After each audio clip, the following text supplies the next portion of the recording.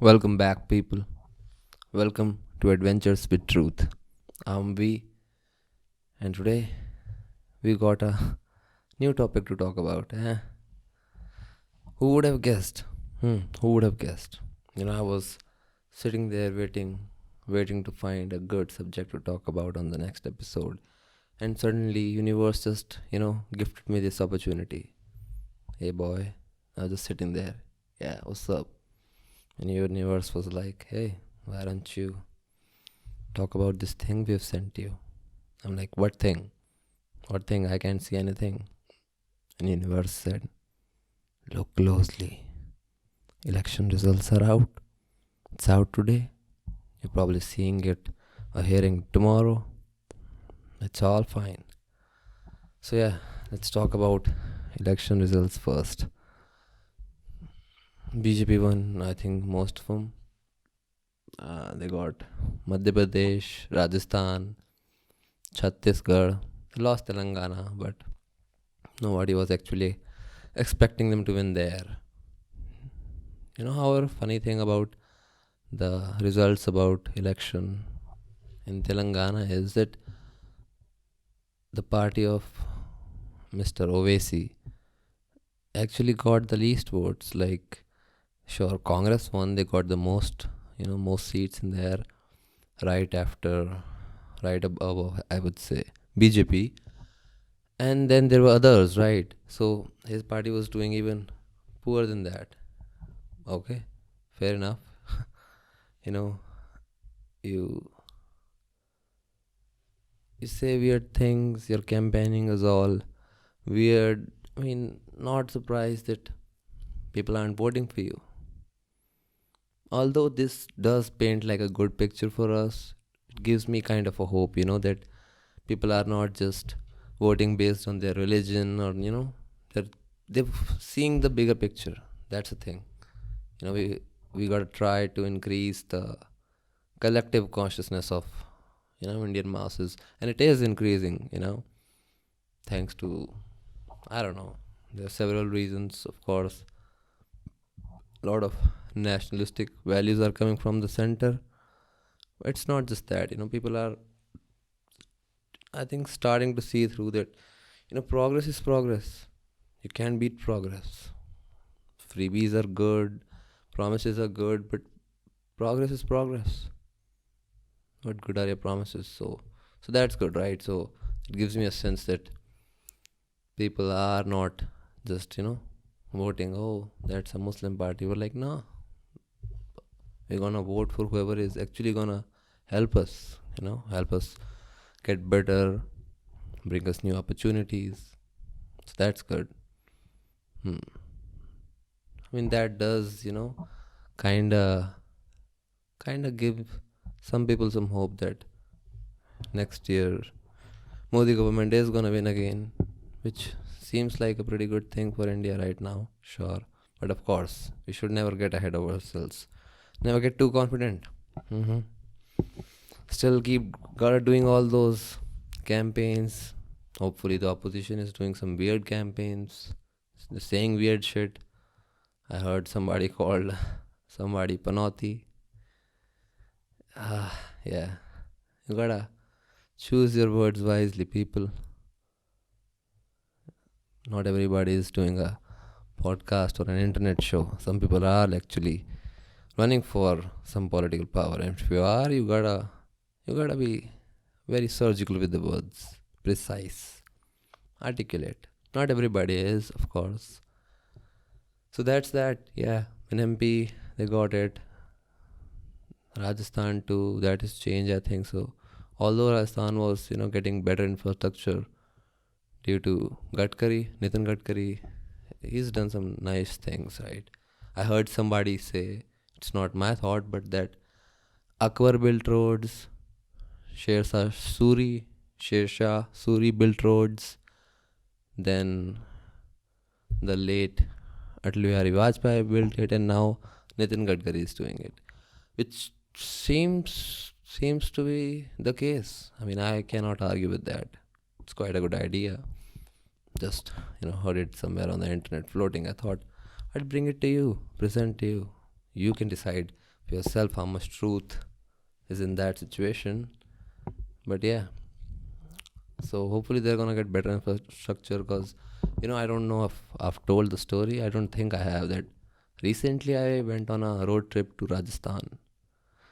Someday we're gonna do a show or a whole episode about it, but for now, what I'm gonna say is most of the roads were pretty good. I would say even till like we went till Jaisalmer, right? Jodhpur, Jaisalmer, then towards Udaipur. Those roads were kind of fucked up from Jaisalmer to Udaipur, but most of the other road network infrastructure was pretty good, especially the Delhi Jaipur Expressway, which is actually the Delhi Mumbai Expressway, which is only completed till Jaipur right now, but I think they are working on it in the full swing, as some people say. Full swing, people. Keep swinging it. Keep winging it. People will throw curve balls, bouncers, googlies, all kind of shenanigans, but keep hitting it. So yeah, shout out to Gadkari. He seems like a chill man. I saw him in a podcast, bunch of podcasts. Hopefully we'll have these kind of people on our show someday too. But so yeah, he seemed like a pretty chill dude, outspoken. Like, man, I'm chill. I wanna do some things for the country, take care of my family. And I don't give a fuck. I like to have food. So yeah, and I wanna build roads. And he's like, I don't even wanna make a case for the things I'm doing. You guys just can go and see for yourself. See it to believe it. I'm not even here to prove anything or preach anything. So that was nice. I was like, okay, seems like a cool dude. Let's see, Mr. Gadkari on the show 2024, maybe 2025. So yeah, that's that. So yeah, let's see how things goes in Rajasthan now. Because within the cities, and there were some things which I think the state government would have to improve, and not everything that center can do. And of course, crime is kind of growing crazy in Rajasthan. A lot of sexual crimes against women are happening. A lot of corruption is happening. We gotta cut the supply chain or the interconnections from border areas, from ISIs, and I think even some Khalistanis, but not much. Most of them are on the Pakistan side. So yeah, hopefully we'll see some better change, and hopefully before we go to our next trip, we'll see crazy progress there. Rajasthan is such a big state. I mean, I think it used to be the biggest, or it is, after Uttar Pradesh or something. But this sheer scale of Rajasthan, fascinates me. Chief Minister who's gonna,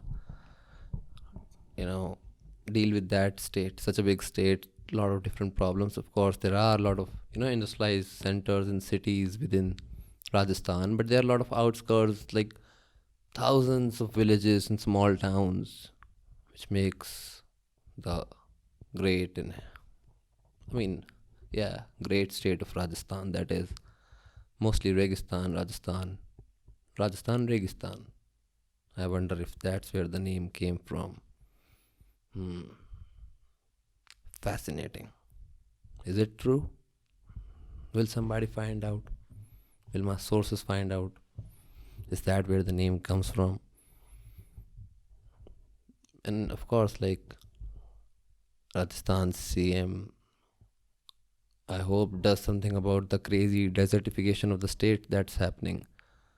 For the people who does not know, desertification desertification is a process where the desert starts expanding over the area, right? So desert is basically a barren place of land which receives almost no rainfall throughout the year. And since most of the desert is basically sand, it does not even hold the water which it receives through rainfall, which is almost negligible. Some morning dew in winters, but sure. And that's why, right, vegetation cannot grow. We all know that. And on top of that, crazy winds just keep changing the terrain, changing the sand dunes and the geography of the place. But desert actually expands, since it has such a property, or such a wasteful property, of just taking all the water and just make it unusable.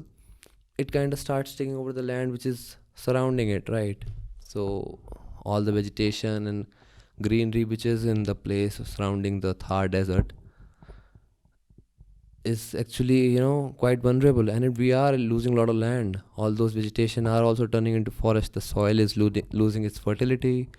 The underground water level is going down at quite an alarming pace.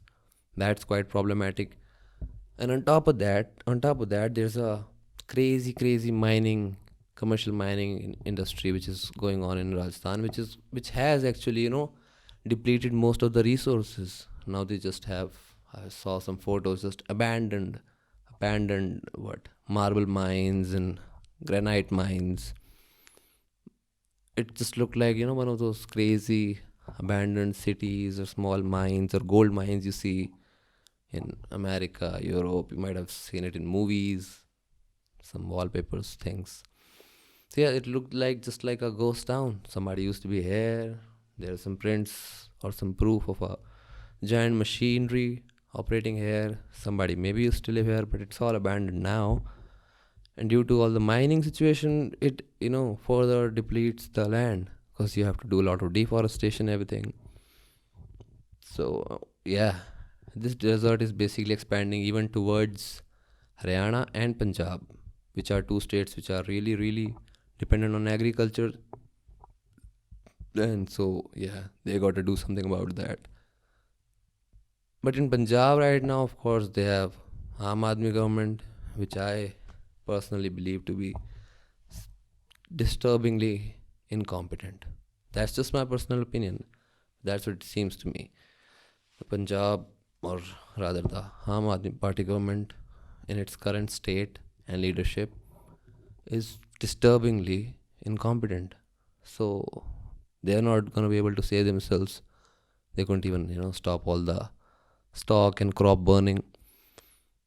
So that desert might even someday take over things, take over other states, which we got to stop, right? Because India is on the verge of, I mean, we are usually on the verge of some natural calamity. Sometimes the floods takes us out, sometimes it's drought, but the underground water level is actually going down, especially in that region, and we are losing vegetation like crazy.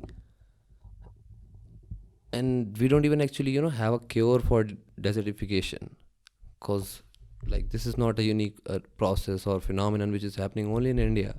If you go to Sahara desert and all those African countries, sub-Saharan countries, they are also facing like a severe crisis due to desertification. Their water levels are completely depleting because of all the mining, the lithium and minerals mining we're doing.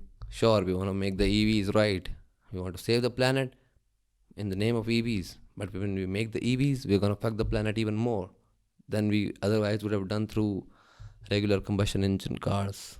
We're going to get to that in a minute.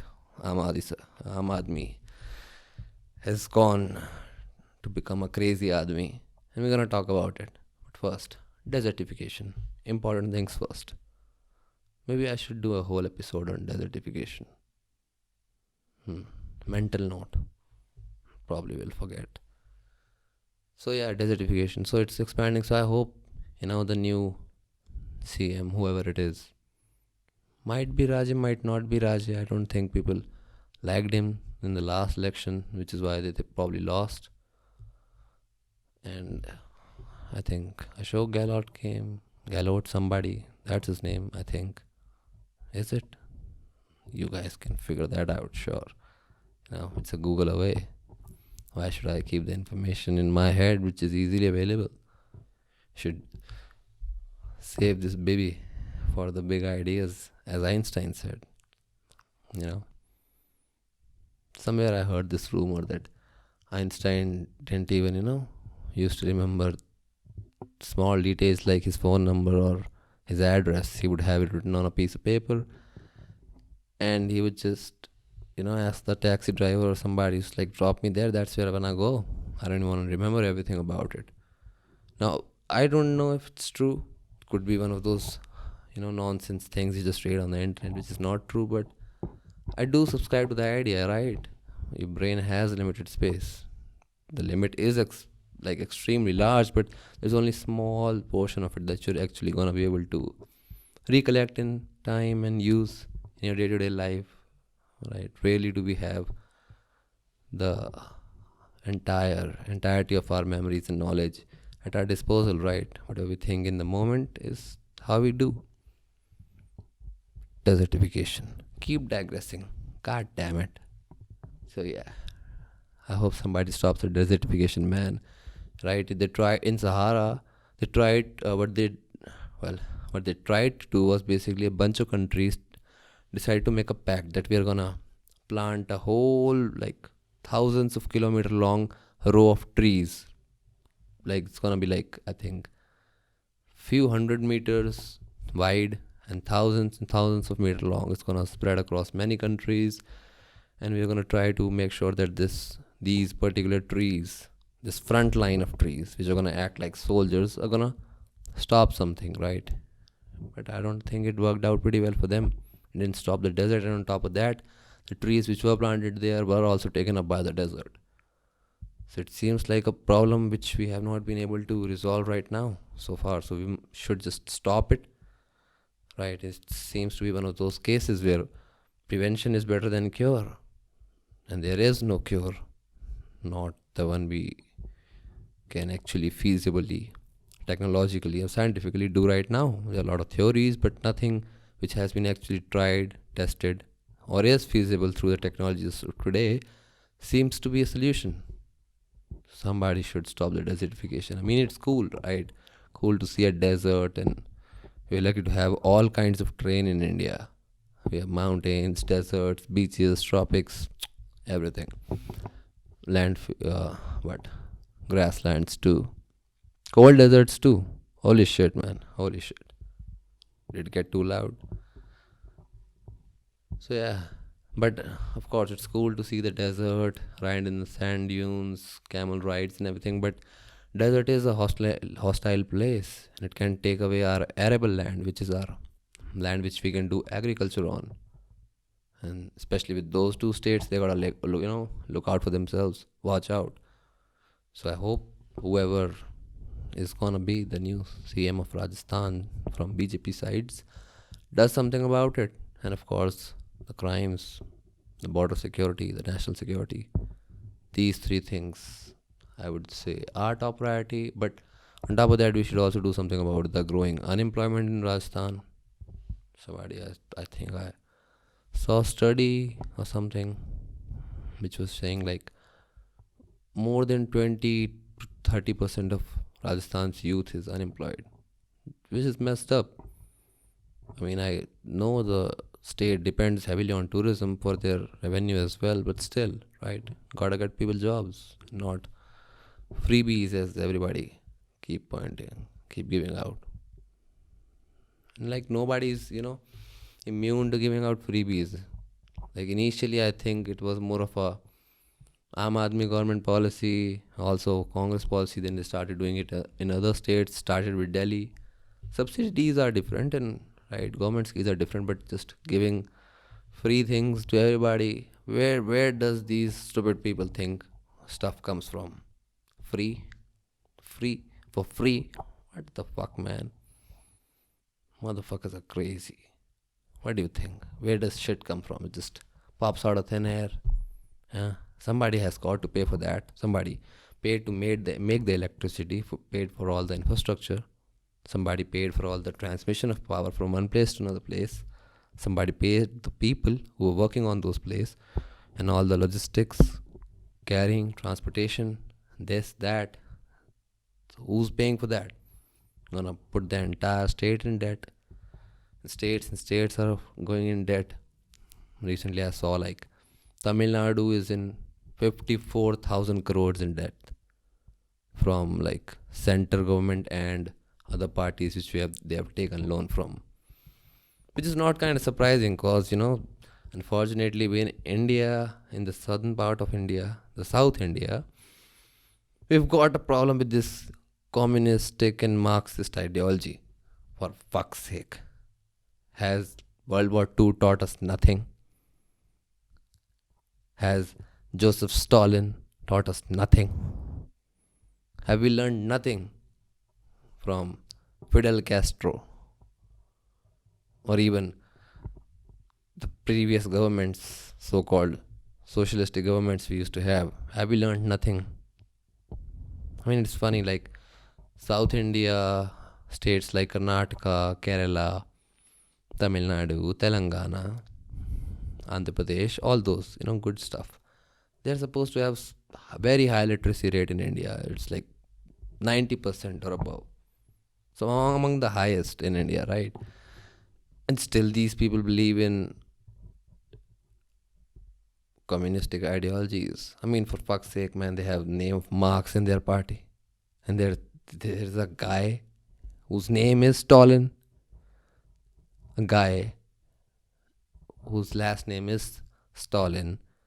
And he is associated with a party in India. And there is a political party in India with communism and Marxism right in their fucking name. Are we living in a movie, man? Is this a fucking simulation? I don't like this simulation, man. Give me a new update. Give me some of that new balance patch. This thing is crazy. So, either all that education facade is just nonsense, or maybe just like radical left people, they are too educated, right? Or maybe you haven't studied the right things. How do you teach people how to, that's also a big problem. How do you teach people how to think? How do you let them,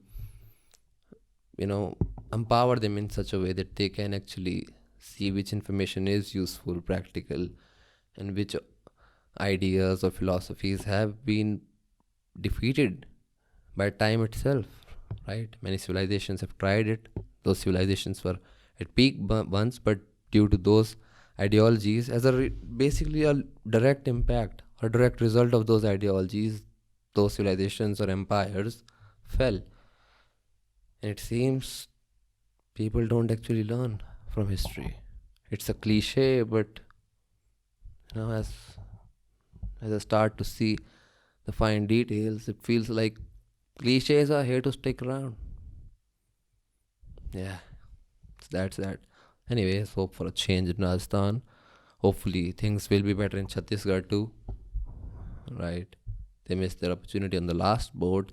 Things are going crazy in that area. And yeah, hopefully something else happens. Because I'd love to go to these places, see all that nice infrastructure. I would like to take multiple road trips and everything to these places, but I don't want to get stuck in like some shitty part of India where there's no roads, there's not much safety, women are not safe, crime is going on and everything. And that's that. Why can't things be good? I mean, there is some hope, but not a lot. It seems like India is on a upwards trajectory, but our speed is not fast enough.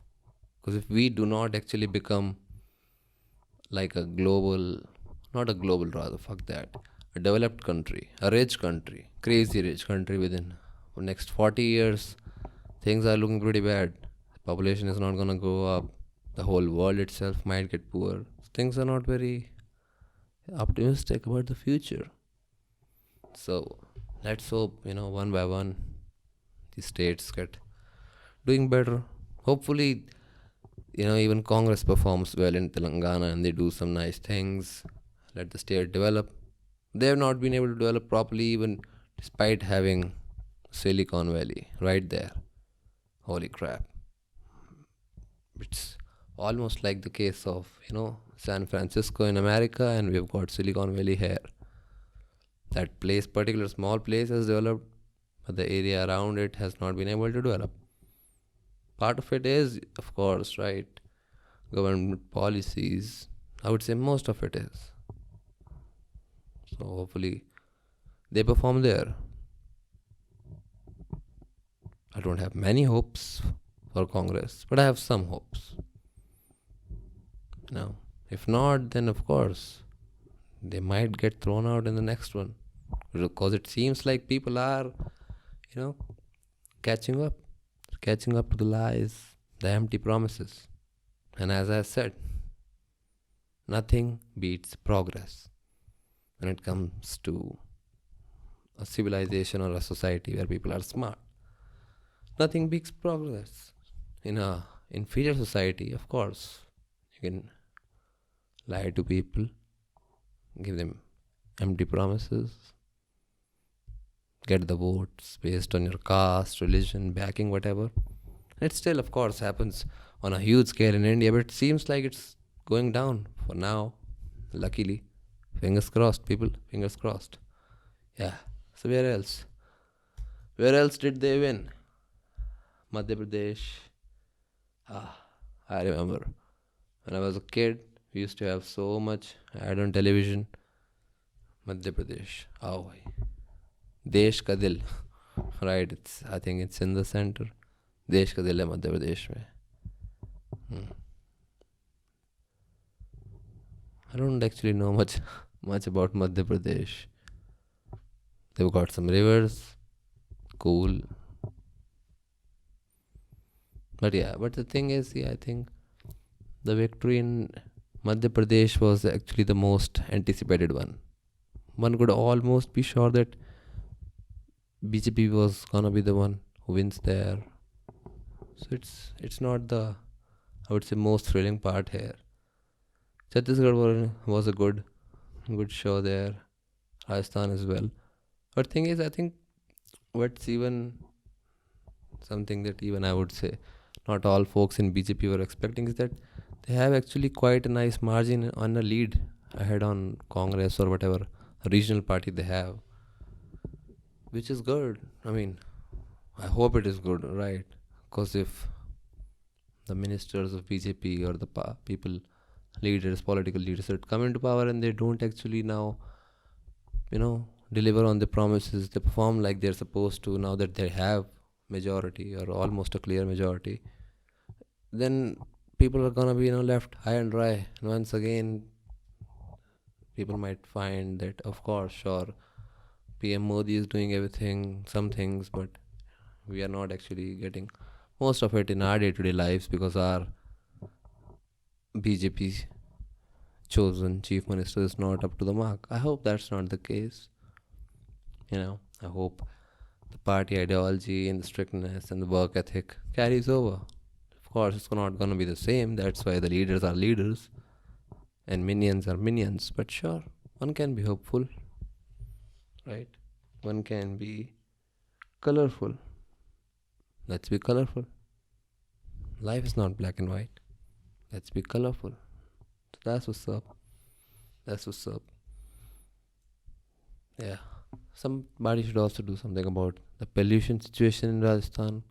Because I remember, right, we went to Udaipur and they have these two giant lakes, but they look like a piss pond. It literally looks like most of the people go and take a piss in the lake or throw shit in the lake. It doesn't smell bad. Excuse me. Which is weird. Seeing all that trash and all that organic waste in the lakes. I thought it's gonna smell and stink so bad, but it didn't. So that's good. But still, we gotta clean all that shit up. Pollution is actually something which is, highly present in not just Rajasthan, but Madhya Pradesh as well.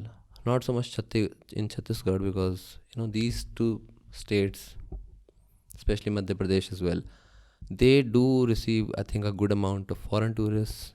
And if you have a tourism-based industry, and then of course you're gonna generate a lot more waste because when people are on their vacations, they are more leisure with the things they do. They are not always paying attention to small details or things they might do in their regular life. Right? It's a chilled mindset, so they consume more. That creates more waste. People are more sometimes negligent. If you're partying, getting hammered, getting stoned, whatever. In that case too, right? Throw shit here and there, you cause littering and everything. So I hope, they do something about that too.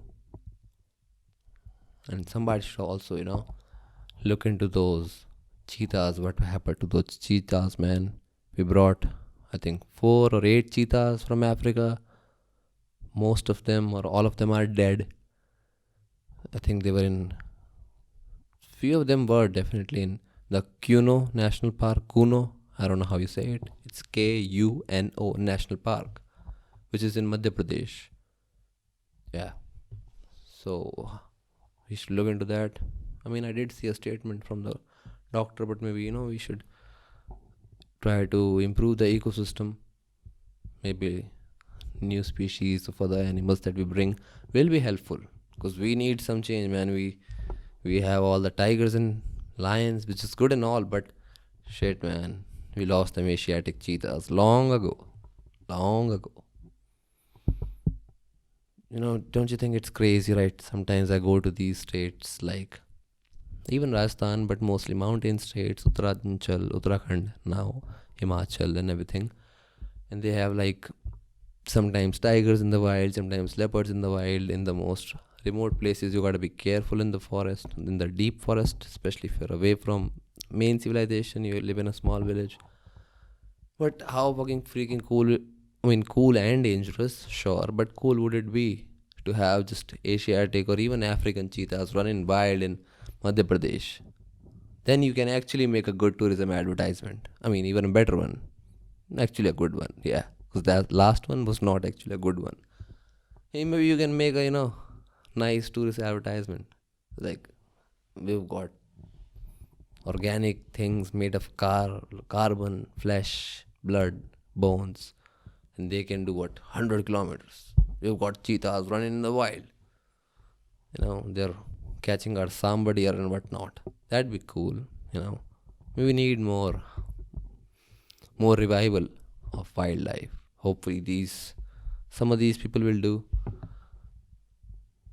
And of course, like due to corruption and everything, Chhattisgarh has been quite exploited for quite a long time now. I hope that stops. Hopefully, I mean, one can only be hopeful. Can never completely, trust the politicians, baby. Politicians gotta do politics. Leaders lead. So let's see which one of these new CMs, be it BJP or be it Congress, are gonna be leaders, and which of them are gonna be just run of the mill politicians, baby. Paula Paula. Paula Paula. Speaking of politicians being politicians, coming back to the EVs and my personal problems with the way automobile industry is going as a whole, really. Yeah, because it feels like before I'm in a position to buy crazy nice fancy cars with lot of horsepower.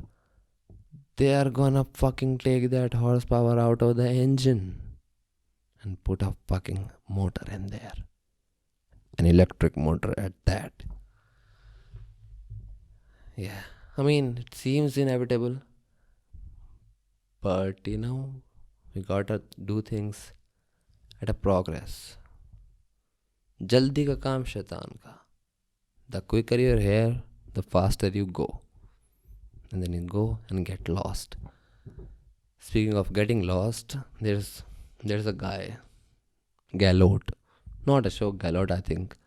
There's another Gallot in Aam Aadmi Party in Delhi. He said they want to something of that sort. He said that he wants to make entire car situation, all the cars or most of the cars in Delhi, electric by what 2030, which is 6 years from now, right? We are at the end of 2023, so 4, 5, 6, 7, 8, 9. Within 6 years, it's gonna take out all the gas powered, gasoline, diesel, petrol powered combustion engines and replace them with EV. I mean, what the holy fuck, man? What are you talking about? Sometimes I wonder if these people even think about the logistics or practicality of the things that they are claiming. I mean, people are stupid, but people are not that stupid. You should never think that the masses are just complete idiots. Sure, they don't know everything about everything, but they know a bunch of things about a bunch of things. So you just can't fuck them over everywhere. How the fuck are you gonna do that? How the fuck are you gonna do that? One of these days, I'm gonna do an episode on EVs too, man. Fuck those EVs, right? I mean, just to give you like a small taste of it, how much I hate EVs and why. Technically, on mathematically, practically, either way you wanna say it, traditional petrol powered cars or internal combustion engine powered cars, they have like a lifespan of what, 2 lakh kilometers, 3 lakh kilometers. I've even seen 4 lakh kilometers on some well maintained cars, right? You can run them. But how much is an EV gonna do? It's gonna do what? Somewhere in the neighborhood of 1 lakh kilometers at the most. It causes way more pollution to create it. It fucks up the entire ecosystem to get all those minerals out, as I talked about in the Sahara desertification situation. A lot of that is because of that. They are losing, underground water because of all these minings to extract lithium and cobalt and everything. There's a whole slavery going on in Congo due to our need for cobalt, and they have, I think, probably the biggest reserve of cobalt in Congo, the Republic of Congo. So there's like a lot of work slavery going on. People are being forced into labor by these slave lords. That's where most of our cobalt comes from. That goes on into the batteries in this laptop, those phones, everything, right? And in most of the Africa, right, they are getting fucked over due to our demand for EVs, and all those minerals create pollution, and you gotta get them here, which also cause pollution, right? Making a regular engine, you can just make it out of steel and everything right there. Tata will get you the job. Tata has a lot of steel. Tata Steel. Yeah, maybe that's why their cars are 5 star, right? They got a lot of steel, and maybe Mahindra buys it from them. Who knows? Just speculating here. Who knows the truth? They're just on an adventure to seek it. So yeah, and like EV basically causes 5 to 10 years worth of pollution before it hits the showroom. And of course, when you're done with it on a smaller time scale, those cars run out even like faster than your regular petrol cars. And then when you dump those beloved batteries into the environment, they do a damage on a scale that you cannot even get close to with a regular petrol powered car. Seems like everybody's just, trying to rip off somebody. Somebody is trying to rip off somebody, and everybody is trying to rip off the common masses, the public, right? The whole EV situation is a scam. Biofuel is a scam as well. It's just insane. It's not gonna, doesn't have the, chemical feasibility to achieve all those things. Hydrogen seems to be a good case, right? Also, Nitin Gadkari is giving a huge push towards hydrogen power, and we're trying to, industry is trying to come up with new ways to get cheap hydrogen, and we can actually do hydrogen in production in a lot of these states whose election results just came out. So maybe these CMs should look into that as well. But there's a thing with hydrogen, right? The thing with gases is, how do you deal with gases in extreme temperatures, right? When it comes to operating from 10 degrees to 30 degrees, it's all fine and dandy. But when you come to like 45, 50 degrees Celsius, 55 degrees Celsius, or you go to up to minus 30, minus 40 towards, right, Himalayas, that's where these things actually run into problems. Like something that people easily forget is these car and petrol engines. We have been working on them for more than, I would say, 100 years. About almost 100 years. 150, I should say. Yeah, so even 1.5 century. And so we have perfected, not perfected, but we have made this technology come to a place where we can really rely on it, right? That's why, what do you think tanks run on, right? There are a lot of wars going on in the world right now. What do you think their tanks are running on? Or what do you think their helicopters and all those armored vehicles and everything is running on their trucks and everything. It's running on diesel. It's running on good old oil, baby. Good old oil. Yeah. And thing about oil is it's not the best. It's limited. We get it. So instead of, haphazardly doing anything we can to get away from oil, using more oil, burning more oil, right? Making EVs burns more oil. And then running EVs on electric power burns even more oil. We'll get to that in the dedicated episode, but for now. So that's why I use it. That's why we use it in rockets. Because there's just not enough reliability in those technologies yet. Hopefully, by the end of this century, we're gonna get there. But the end of this century is like 70, 75 years away. By then, I'll probably be dead.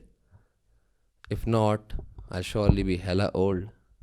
And by then, I would have, gradually, gradually just consoled myself into moving to alternative ways of fuel. But we surely have a lot of fuel for 70 years. Might as well use it. Speaking of fuel for a second, let me just tell you,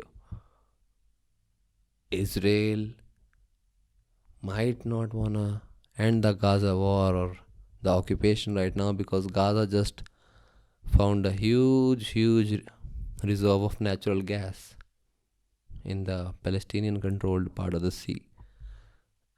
And there are some theories that maybe that's why America is, so strongly supporting whatever they're doing. Which is funny. It always comes back to oil and gas. Even today, even in 2023 century, right? 21st century. Even after all the wars, all those great empires have lost, we're still letting oil and gas basically control our motives. They are the incentives. They are the money.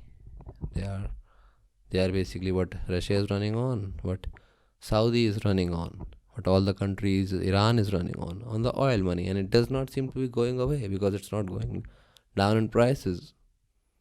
You just wanna, subdue the population. Do not tell them the truth. Came so far, right? From elections to conspiracies. I, for one, am pretty sick of the Delhi government right now. I wonder when the elections in Delhi are coming up. I think we've got two more dreadful years to deal with these shenanigans, these weird statements these people are making from this particular government, and all those bans on cars and odd even cars and 2-year-old, 3-year-old vehicles are not fit to run in the city, and we want to make everything electric. It seems like, Delhi is going through a case of Los Angeles. It's becoming a fucking zombie land. Government is going crazy. Crime is on the rise. Infrastructure is falling apart. And I don't know. People might start, moving out, but we have so much influx in the city that it's not gonna get depopulated anytime soon. So what do you do? What do you do? Sometimes I feel like I should just leave everything, go set up a small shop in Himachal and live there, chill. Do the podcast from there, do the show, of course. Gotta be connected with the world, right? Not about to become a tribal person or live in the forest, but yeah, sounds like a good idea, right? Yeah. If somebody's got the money, I would do it. Sounds like a good idea. Keep a place here if you can, but live in the beautiful state of Himachal. I mean, it's funny, right? Madhya Pradesh used to do so much advertising for their tourism industry. Himachal doesn't need to do it. Maybe that should say, something about the desires or preferences of people. Have you ever seen a Himachal tourism ad? No. I mean, Himachali government would have to actually like the government and the army and the BRO, the Border Roads Organization. Sometimes we have to say people don't come to Himachal. We have so many fucking tourists there, and you fuckers are getting trapped all the time. You go on these weird places, get lost. Sometimes you crash, you have an accident, get stuck in snow and everything. You go on treks which you are not equipped to handle, which you are not capable of doing just yet. And then you have to call in the government, mostly the army and armed forces, first responders to help you and everything. Himachalis are all the way different with their tourism. भाई अपने पास बहुत बंदे आ रहे हैं, अपने को और नहीं चाहिए. Back of people, especially Delhi people. I think, I'm sure Delhi and I think Delhi and Rajasthan are probably the two most largest states which, from where tourists go to Himachal. Haryana and Punjab are there, sure, but given the scale, it's crazy. From Rajasthan, you gotta drive hella long to get to Himachal. From Delhi, it's cool, man. You get in a bus, go to sleep. 10 hours later, you're in Himachal. Isn't that wonderful? I think, given the state of the current government in Delhi, that seems like the only good thing about Delhi. I mean, only one of two things. First is, of course, it's the national capital. You have all the resources and all the infrastructure. But the two things I would say is you get to live in the capital and you still have like an extreme range of emotion. Yeah, not emotions. Most of the emotions of Delhi people are dead now, or just being crazy, or rage. That's an emotion. But Delhi does gives you like a nice range of weather. I mean, it used to. It's December here. I can barely wear the suit right now. It's so hot. But it used to. Back when I was a kid, used to have like a crazy, crazy long summer. Then you'd have some relief and some crazy cold winter days. Of course, thanks to global warming, thanks to the increased EV production, which is also increasing this rate of global warming, the seasons are getting fogged up. There's no winter, but still. So that was the only thing about Delhi's weather that I liked. You get an extreme. And the other thing is its proximity from being such a major city to Himachal. But then again, you have Chandigarh, which is almost as good, better in some ways. So that's good too. Just take a small bus ride. You're in Himachal, baby. You're in Himachal. Let's see how the Himachal election goes, whenever that is. Should be coming up, I think. But there already is I think a lot of progress going on there. Infrastructure is getting crazy built. Unemployment is a problem, I think. And people gotta stop doing, stupid things which harm the economy instead of providing employment. Like you can see, you'll easily see these politicians easily and quite frankly, frantically even just come up with schemes and promises they're gonna make. You're like, sure. Since we have like a tourism based industry in Himachal, outside people cannot do this. You cannot set up hotels, you cannot, set up shops, or you need hella long permits and everything. And it, kind of hampers, because if you have a population which does not have employment, it also means they don't have money, right? So how are they gonna, help the economy grow faster? How are they gonna help the state grow faster? You need, outside money to get in there and cause the development. But I think now outsiders can buy residential properties in Himachal. I don't know. Not that I have the money to do it right now, but I think we can. You cannot, outsiders I think cannot buy agricultural land, communal land, yeah, the land which is reserved for forests or farming. That's one you cannot buy. But if you have like a residential plot within a society, or which is around a society or in a village, then I think you can buy it and build a house on it. You cannot clear or destroy a farm to do it. And if you want to do farming, then you have to, I think collaborate with the Himachali. But we need some more things there. Let's see what's the promises those people are running on, whoever the CM is gonna be. It's funny. Like, I remember I've been to Himachal a bunch of times, and the unions there are actually, somewhat strong, especially in some regions. The unions kind of actually hamper the progress of the state just because they want to keep all the money towards the local people. They forget to let the outside money come into the hands of local people. And these guys do, have a, I would say, great impact on election. So let's see, baby, let's see what goes. Speaking of elections, let's even talk about America for a second. I'm rooting for Donald Trump, man. It'll be fun. He might even, help the country, those poor folks led by that almost dead psych ward patient, Biden, president. He, I mean, that's kind of weird. I mean, they'll probably still, choose Joe Biden as the nominee, as the front runner, and he's gonna take on Donald Trump. A lot of people are saying a lot of things because that's what people do, of course. But I'm hoping Trump wins, but who knows?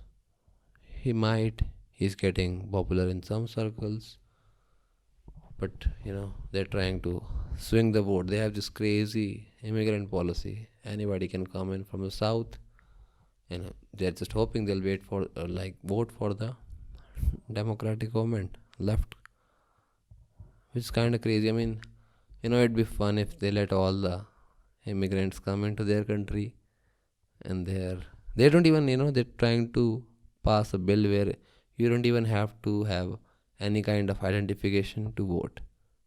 Think about it for a second. I mean, election fraud is common, it happens almost everywhere. What changes is the scale and the extent of it. I'm sure it happens here too. Years back, I think I read about a case about this EVMs, the electronic voting machines, that every fourth vote which would be casted on that machine would go to a particular party. It doesn't matter which button you're pressing, every third or fourth vote would go to a particular party. So about 25% of their voting was already towards them, right? So these kind of frauds are common. They don't go on usually in a massive scale in a civilized society, but they do. So yeah, and election fraud, Joe Biden, Trump, they might still claim somebody did some fraud or something. This is legit, this is not. It's gonna be fun. Let's see who comes next. So right now, Joe Biden, I would not say is being quite an ally of India, doing weird shit. They make fake promises and all the Canadian shebang that's going on, the war they are supporting. I mean, has everybody forgotten that Donald Trump was actually trying to talk to Kim Jong Un? Just like in India, we have prime ministers, but they're open to meet Jinping, Ping Ping, Jinping, Bling Bling, or Putin. They go to meet people from Saudi and everything, right? So you gotta treat your neighbor nations as allies, not Pakistan, because we have given them 75 years worth of chances and they've just screwed us over. So fuck them. But everybody else we can be nice to, right? Even Taliban, they're not doing anything to us, and as long as they just do their own thing in their own land, fuck does it matter to us? But yeah, oil, gas, money, elections, freebies, weird shit. A lot of weird shit is going on. I do see some hope in the short term, but in the long term, where is it going? Where is it going? And it's not just India, but the state of the world as a whole. Where is the mankind going? We are like on a verge of some crazy advances, and I think within 10 to 15 years we're gonna find out, right? Is AI actually gonna be a new form of God that we invent? Maybe we'll even get some new religions around it, right? Some AI will have their religion, another AI will have their religion. Crazy. That's how things goes. Maybe we'll be able to modify DNA, do all that. CRISPR thing I keep hearing about. It's been a long time. I've been hearing about all that genetic and DNA modifications, but not nothing great has come out. I mean, at least not on industrial scale. I did hear that somebody in China, did some genetic modification to make somebody smarter. Yeah, their kids turned out smarter than average. But that's the only case. Maybe they have more cases going on. We just don't know about it. That would be advanced. It could be fun. I would like to have a nice fur, like an animal. 'Cause this skin, man, this human skin is so fragile. You can get scratched anywhere. You can get hurt anywhere, right? So I think that'd be good. Maybe get the bone strength of an elephant. Strong bones, people. Strong bones will help you stand tall. Remember what I said. So yeah, let's see what those technologies do. Let's see and what at how we deal with the regulations and the restrictions around those policies. It's funny, sometimes I think about in a fantasy scenario, hypothetically, we have all these crazy AI, genetic modifications, biology advancements, cosmological, developments. We are conquering space, going to new planets and everything. What would elections of those days look like? Huh.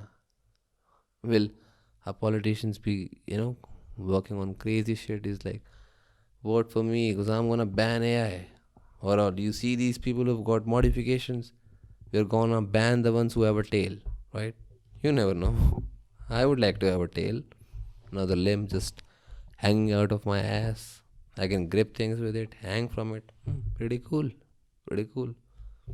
Yeah, wouldn't mind a tail. Wouldn't mind a tail. I wonder what we humans did to lose the tail. We should have kept it in use, when we branched off from our monkey ancestors. Does monkeys vote? I don't think so. They tear each other to pieces, and that's what decides who's gonna be the leader. There is no voting going on. Good for us, we turned out civilized. Because now we get to rule them. We get to rule the monkeys and the invisible forces and the people with influence and power get to rule us, the humans. So one monkey rules the other and another big monkey controls the other. Poetic. Poetic people.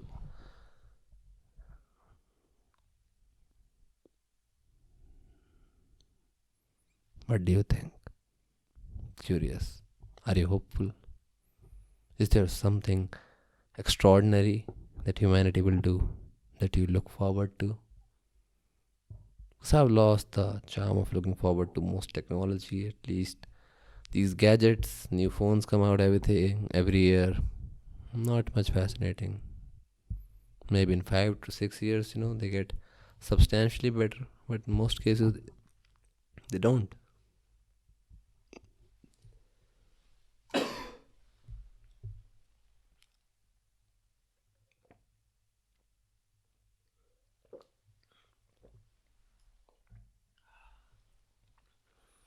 Water.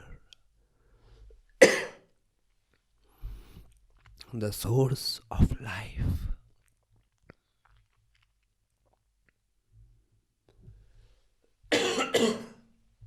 Holy shit. Did somebody just cast a spell on me? Is it the Aam Aadmi Party government? Did they catch my throat, baby? I don't know. Anyways, Seems like a good place to end. I'll see you next episode, people. Stay beautiful. This is V, and you were listening to Adventures with Truth.